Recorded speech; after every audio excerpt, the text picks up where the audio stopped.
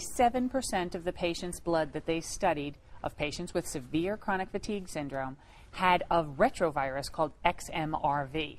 Fascinating. And so the link, we don't yet know exactly what this means. We don't know if it's a causal link, Right. so this caused that.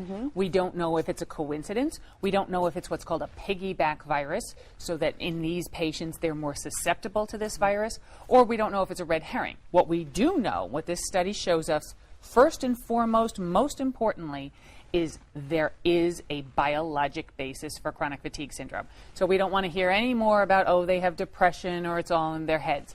That argument is over. What a This is relief. yet another piece of evidence that this is biological. It's not the first piece of evidence, Right. but it's the most alarming and attention-getting, or what Dr. Suzanne Vernon of the Chronic Fatigue Immune Deficiency Syndrome Association calls a game changer. And what a relief for the millions of sufferers. who And their now- family members Absolutely. and their doctors who've been frustrated by this. Yes. Now what needs to happen is we need much more research from the CDC, from the NIH, from the National Cancer Institute, from everybody who needs to take this retrovirus as seriously as we took the other most famous retrovirus, HIV. HIV. Absolutely. Before we get into that, explain to us, please, the difference between a retrovirus and a regular old virus. Right.